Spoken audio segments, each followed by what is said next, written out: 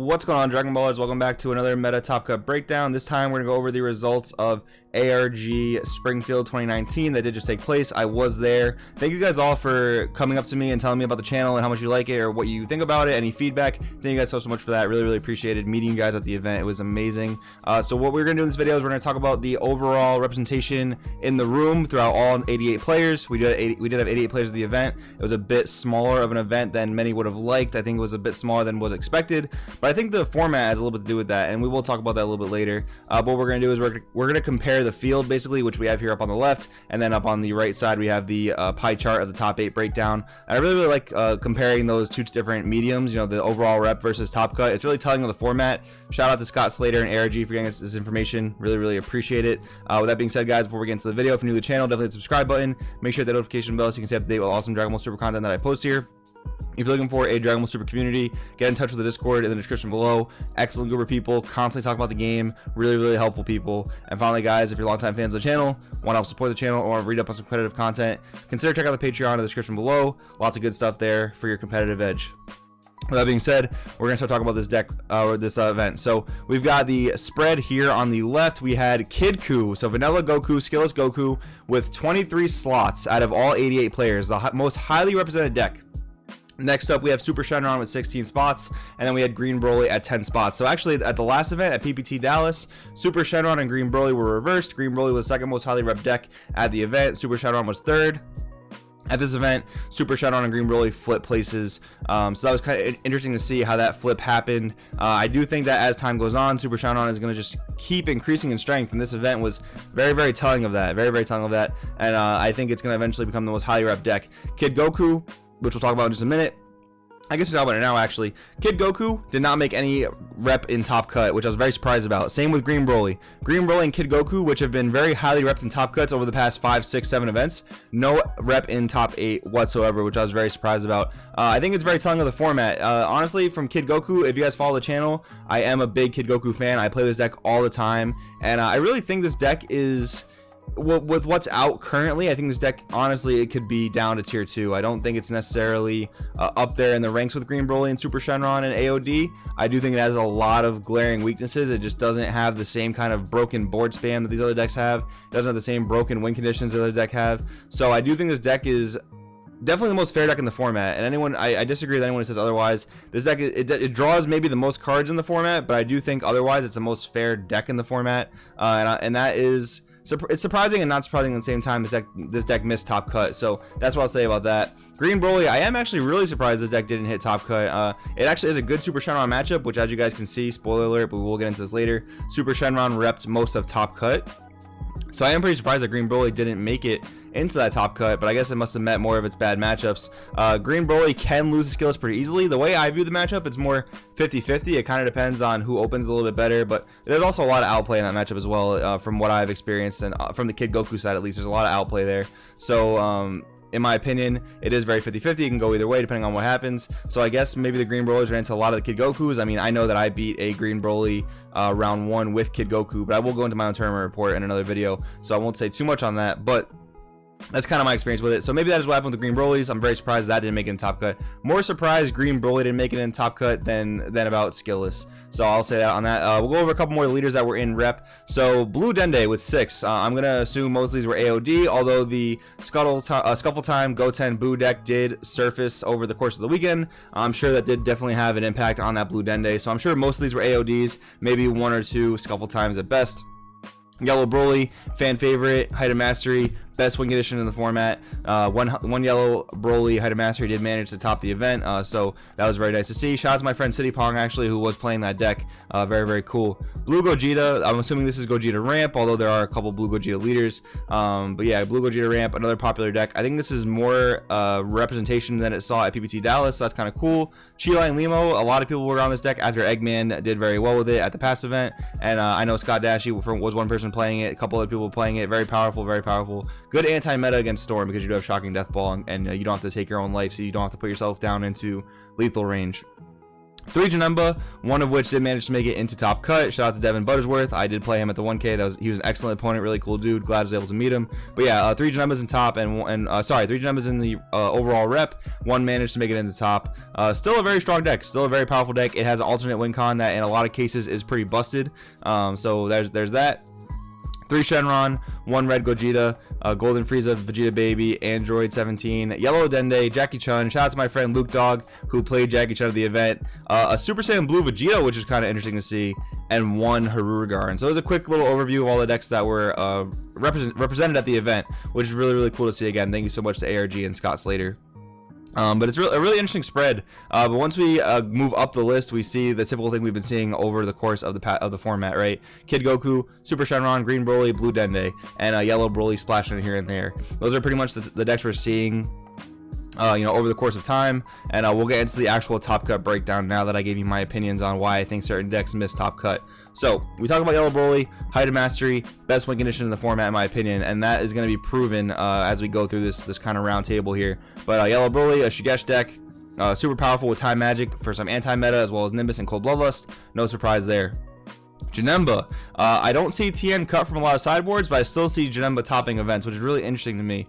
It kind of just shows me the deck is still very powerful if piloted well, because there are certain things you can do to kind of, you can't answer TN, but you can play around TN, right? So if you expect an opponent's big kill turn coming up and you know they're going to drop TN for 1 energy, at least in games 2 and 3, you shouldn't really expect it in game 1. But in games 2 and 3, when your opponent's going to drop TN, you definitely want to just not really use energy proactively, right? I mean, maybe if you have a Leader Awaken available, you can do something with the energy, but if you know you're going to need to defend a whole bunch of attacks, you're going to need to keep all that energy up for your Unbreakables, for your Cells, for your Senzu Beans, things of that nature. So I think if piloted correctly, this deck could definitely shoot it in top cut, and of course it was Devin Buttersworth who was playing the deck. Excellent player, so no surprise there. Blue Dende, it was an AOD build, very aggressive deck, of course, very oppressive deck in my opinion. I do believe that this top cut is a little bit representative of how powerful and how broken Child's Wish is. The 1 AOD deck just takes advantage of all the other fair decks, like Kid Goku. Can take advantage of Green Broly, because Green Broly loses to decks that go wide. And if you're attacking with 3 drops or higher, what happens is Shocking Death Ball is just not valuable. Cold Bloodlust is good in that matchup, but most of the AOD Dende decks, they do main deck Killy Zone, so that's a big thing there. So again, another crazy Child's Wish deck making it in top cut, no surprise at all.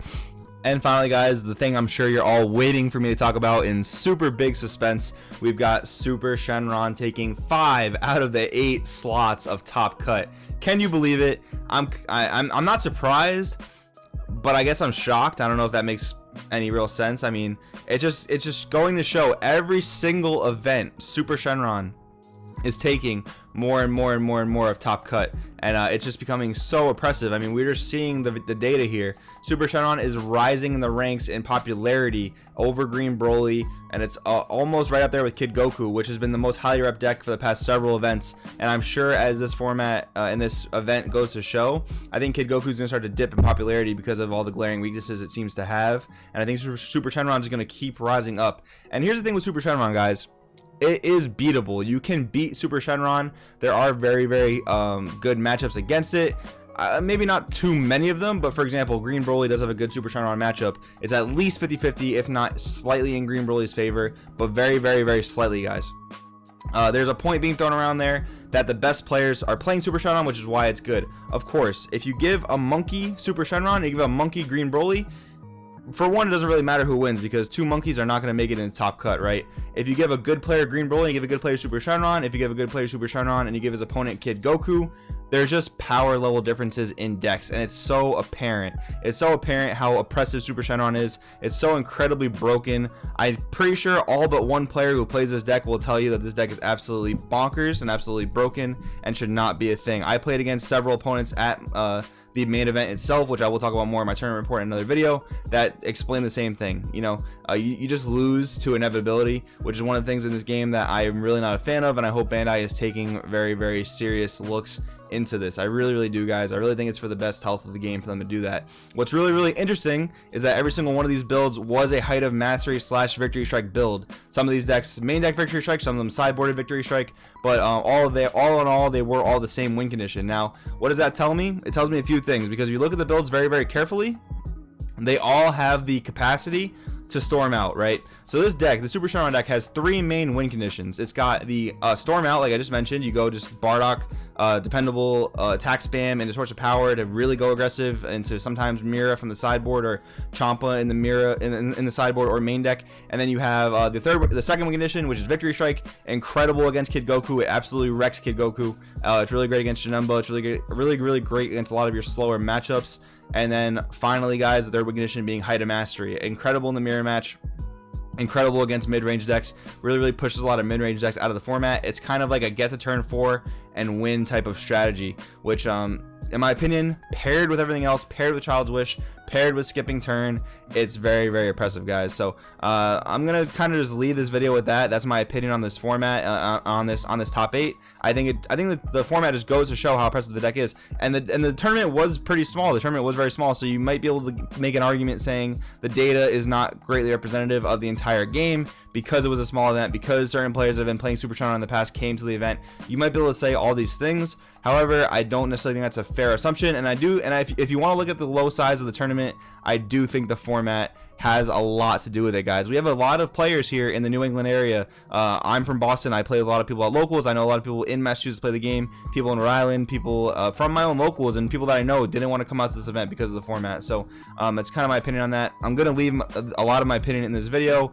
and a lot of you guys might not appreciate it, might not like it, and I hope you respectfully disagree with me. I hope you don't just end up, hating me or thinking I'm a crybaby or an idiot for this opinion, because I do think it's important to voice an opinion on a few things. On one, when you're paying for a product and you're not happy with it, that's how consumerism works, right? You should be able to voice your opinion on that. For two, this is a game that we all know and love. You might be able to beat Super Shenron. You might be playing against Super Shenron players at your locals who aren't the best with the deck, and you might be scooping them up. That's excellent. I'm really happy for you. However, that's not what's going to happen at these major events. It's not what's going to happen when you give a good player Super Shenron at a locals. You might say it takes a lot of skill to pilot the deck. I slightly disagree with it. However, if anyone that has a basic grasp of this game plays this deck, it just goes to show how oppressive and how crazy it is. Turn 4, Height of Mastery, tap my opponent out, leave them with no defense, attack them, victory strike them, storm them out, do what I have to do. Those are my opinions on it, guys. If you respectfully disagree, please leave your comments down below about your disagreement. I'm very happy to read through your thoughts. I'm really happy to have discussions with you guys. But what I will say is, don't bash anyone for a different opinion than yours. It's just not right. It's uncalled for. It's unnecessary, and it just starts unnecessary drama. And it doesn't help anything, guys. It doesn't really help anything. There should be room for civil discussion. I would love to sit across from anyone and just talk about why I think the deck's broken, why I think that it's a bad move for the game. You may disagree. That's excellent. You're totally entitled to your opinion, guys. And I want you to have that opinion. But I just don't want anyone to bash anyone, whether you're on my side of the argument or the other side of the argument. I don't want anyone bashing anyone just for their difference of opinion, guys. That's all I want. That's all I want for this community, is just come together and be really happy with each other and be happy with the game. A lot of people I know are not happy with the game right now because of the state it's in. I think this format, this tournament, just kind of goes to show what I'm talking about. But guys, if you disagree, like I said, leave the comments below. Share this video with your friends if you think that the discussion's interesting. I would really appreciate it. And again, just be respectful in the comments. Be respectful on the Facebook groups. Really appreciate you guys' time. Thank you so much for watching. My name is Joey. This is Crossroad TCG, and I'll see you guys in the next video.